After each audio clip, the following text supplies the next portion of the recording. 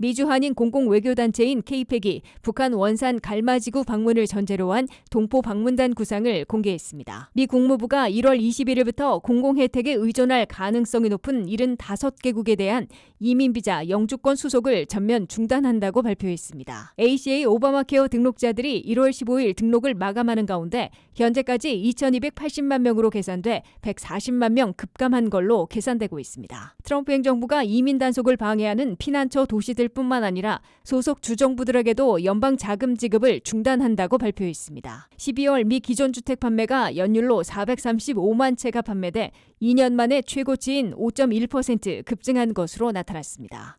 시청자 여러분 안녕하십니까? 워싱턴 뉴스 투데이입니다.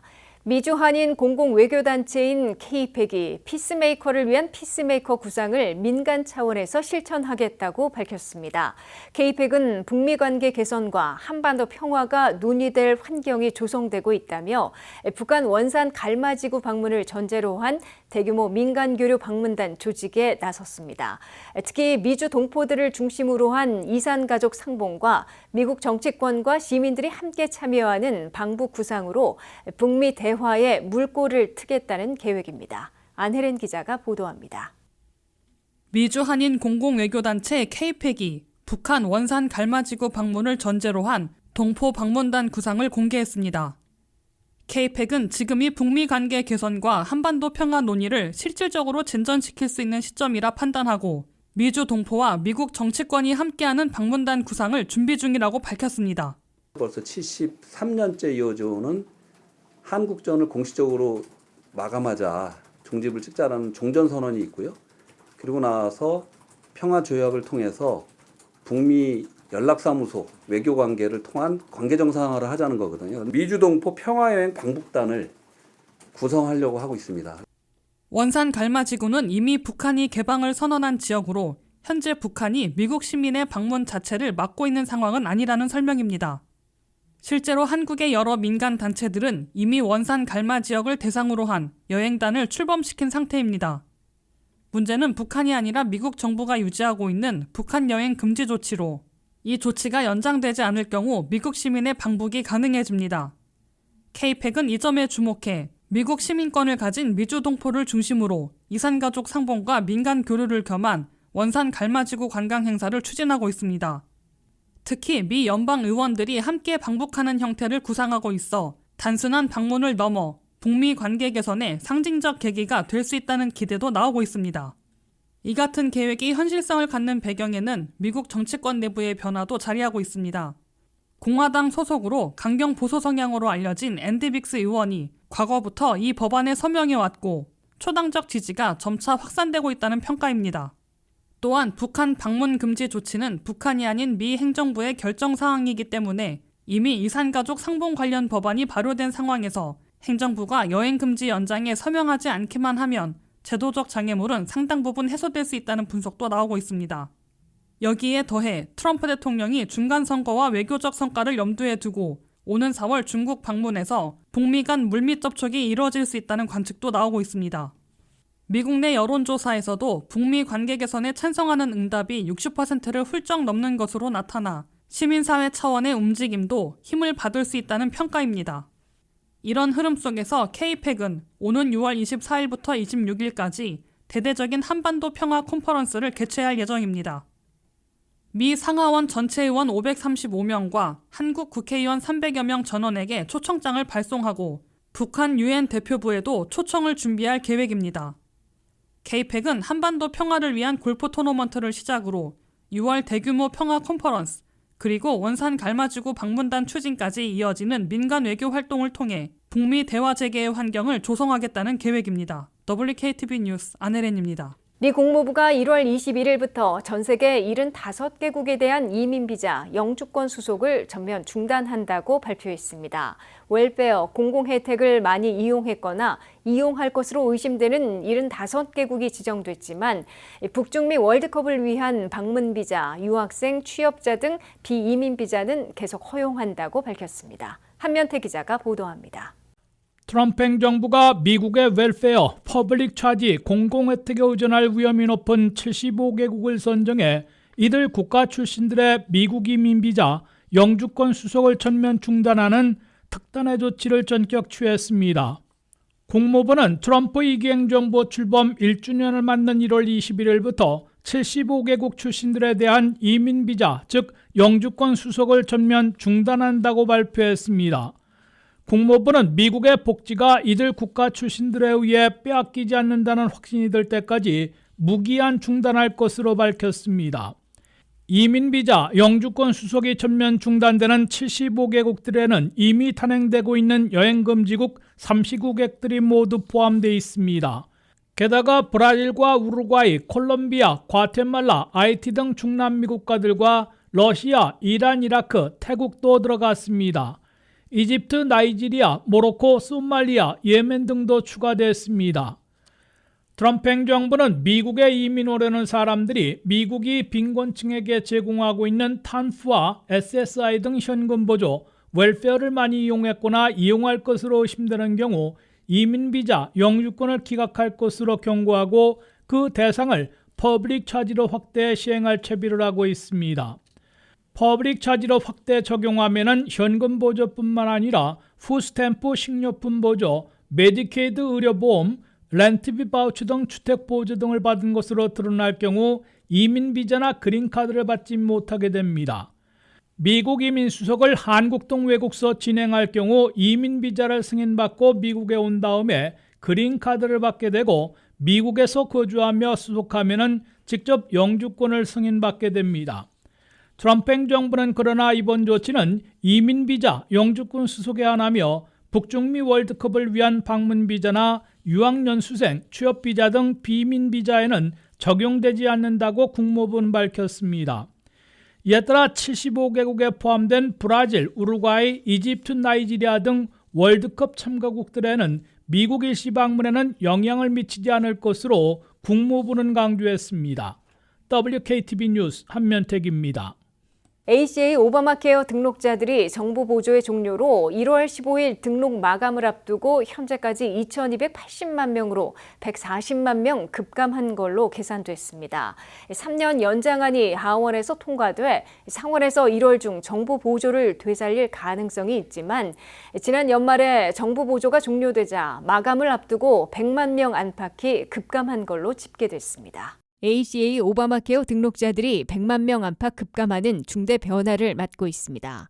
정부 보조가 지난 연말로 종료돼 월 프리미엄 보험료가 급등하자 ACA 오바마케어 등록자들이 급감하고 있습니다. 대부분의 주들이 1월 15일 등록을 마감하는데 현재까지 등록자들이 2,280만 명인 걸로 집계됐습니다. 이는 지난 연말까지의 오바마케어 등록자 2,420만 명보다 140만 명 급감한 걸로 계산됐습니다. 마감 직전 시기만 계산해도 80만 명, 3.5% 줄어든 걸로 나타났습니다. 잠정 집계에서 ACA 오바마케어 신규 가입자들은 지난해 310만 명에서 올해는 280만 명으로 30만 명이 감소했습니다. 재등록한 이용자들은 지난해 2,040만 명에서 올해는 1,990만 명으로 50만 명 대폭 줄어들었습니다. 미국민들은 ACA 오바마케어가 종료됨에 따라 상당수 프리미엄 보험료가 114% 급등해 아예 등록을 포기한 걸로 분석됩니다. 2천만 명 이상의 ACA 오바마케어 이용자들은 지난해 평균 보험료가 888달러였으나 올해는 1,904달러로 114% 급등한 걸로 카이저 패밀리 재단은 추산했습니다. 미 의회 예상국은 정부 보조가 없어지면 400만 명이 ACA 오바마케어 이용을 포기하고 그중에 200만 명은 건강보험 없는 무보험자가 될 걸로 예측해놓고 있습니다. 이에 따라 1년에 350억 달러면 재연장이 가능한 정부 보조를 되살리기 위한 초당적 노력도 계속되고 있습니다. 연방하원에서는 이미 공화당 하원의원 17명이 민주당 하원의원 전원의 가세에 정부 보조의 3년 연장안을 찬성 230대 반대 196표로 가결해 놓고 있습니다. 연방상원에서는 60표 장벽을 넘기가 어려워 3년 연장안을 그대로 최종 가결하지는 못하고 다른 개선 조치들을 부착하는 수정안을 모색하고 있습니다. 공화당 상원은 정부 보조를 보험회사들이 아닌 ACA 가입자들에게 직접 지급하는 조치 등을 담은 수정안을 논의하고 있습니다. 연방상원에서는 임시 예산이 1월 30일에 끝나 또 다른 연방 셧다운을 피하는 방법과 정부 보조를 되살리는 방안을 놓고 양당 간 타협점을 모색하게 될 것으로 예상되고 있습니다. 트럼프 행정부가 이민 단속을 방해하는 이른바 피난처 도시들이 있는 소속 주 정부들에게도 연방 자금 지급을 중단한다고 발표했습니다. 트럼프 행정부의 이번 조치는 피난처 도시들을 두고 있는 두 지역까지 연방 자금 지급을 중단하겠다는 경고지만 법적 소송에 걸릴 것이란 예고도 나옵니다. 한면태 기자의 보도입니다. 트럼프 행정부가 각종 프로그램을 위한 연방자금 지원을 이민 단속과 연계해 더욱 바짝 조이고 있습니다. 트럼프 행정부는 이민 단속을 방해하고 있는 것으로 간주되는 이른바 피난처 도시들과 카운티들은 물론 이들이 속해 있는 주 지역들까지 연방자금 지급을 중지할 것이라고 밝혔습니다. 도널드 트럼프 대통령은 디트로이트 경제클럽에서 행한 연설에서 미국민들의 세금으로 범죄 외국인들을 보호하려는 누구에게도 연방자금을 지급하지 않을 것이라고 예고했습니다. 트럼프 대통령은 구체적인 세부 내용을 공개하지 않았으나 이미 피난처 도시들에 대한 연방자금 지원 중단을 주 지역으로까지 대폭 확대하게 될 것으로 해석되고 있습니다. 예를 들어 주 지역에는 피난처 정책이 없으나 해당 지역 안에 피난처 정책을 시행하고 있는 시티들이나 카운티들이 들어있으면 모두 연방자금 지원을 중단당하게 됩니다. 연방 법무부는 지난해 피난처 정책을 펴면서 이민 단속을 방해하고 있다는 피난처 도시들과 카운티, 주정부 등 36곳을 지정해 공표해놓고 있습니다. 이에 따라 이들을 대상으로 각종 연방 지원금을 중지하게 될 것으로 예상되고 있습니다. 트럼프 행정부는 이미 각 연방 부처별로 연방 자금 지원을 동결하겠다는 경고장을 보내놓고 있습니다. 연방 농무부는 쇠자 데이터 정보들을 연방에 제출하지 않으면 SNAP, 식료품 보조 자금을 중단하겠다고 경고해놓고 있습니다. 보건복지부는 미네소타에 5억 1,500만 달러를 시작으로 빈곤층 차일드케어, 보육 지원 연방 자금을 동결하는 조치를 취하기 시작했습니다. 하지만 트럼프 행정부의 연방자금 지원 중단은 1기와 2기 때에 잇따라 연방법원에 의해 제동이 걸리고 있어 이번에도 법적 소송을 당해 시행할 수 있을지는 의문시되고 있습니다. 트럼프 행정부는 최근에도 교통 관련 연방자금을 중단하려다가 캘리포니아 연방법원에 의해 제동이 걸렸고 항소까지 포기하고 물러선 바 있습니다. WKTV 뉴스 한면택입니다. 미국의 기존 주택 판매가 12월에 연율로 435만 채가 판매돼 2년 만에 최고치인 5.1%나 급증한 걸로 나타났습니다. 모기지 이자율이 하락하고 있고 주택가격 오름세는 완화되고 있어 주택 거래가 활발해지면서 미국의 주택 시장이 해빙되고 있다는 기대가 높아지고 있습니다. 장기간 해빙되지 못해온 미국의 주택 시장에 햇살이 깃들기 시작했다는 청신호가 켜졌습니다. 미국의 기존 주택 판매가 12월에 연율로 435만 채가 판매돼 2년 만에 최고치인 5.1%나 급증했다고 전국 부동산인협회가 발표했습니다. 이는 2024년 2월 이래 가장 많이 증가한 것이고 4개월 연속 증가세를 유지해 팬데믹 이래 가장 오랜 기간 증가를 기록한 것입니다. 미국의 기존 주택 판매는 전체 주택 판매에서 80% 이상을 차지하고 있어 12월에 깜짝 급증으로 미국의 주택 시장이 해빙되기 시작했다는 청신호로 해석되고 있습니다. 이에 따라 12월 현재 팔리지 않는 주택 재고는 118만 채로 18.1%나 급감했으며 3.3개월어치를 공급할 수량으로 줄어들었습니다. 30년 고정주택 모기지 이자율은 12월 6.24%에서 12월에는 6.19%로 내렸고 앞으로도 하락세를 보일 것으로 예고되고 있습니다. 12월 기존주택 판매에서 동북부에선 52만 채가 팔려 전달보다 2% 늘어났고 중위 주택 가격은 49만 6,700달러로 전년보다 3.7% 오른 수준을 기록했습니다. 중서부에서는 100만 채가 판매돼 전달보다 2% 늘어났고 집값은 30만 6천 달러로 전년보다 3.1% 올랐습니다.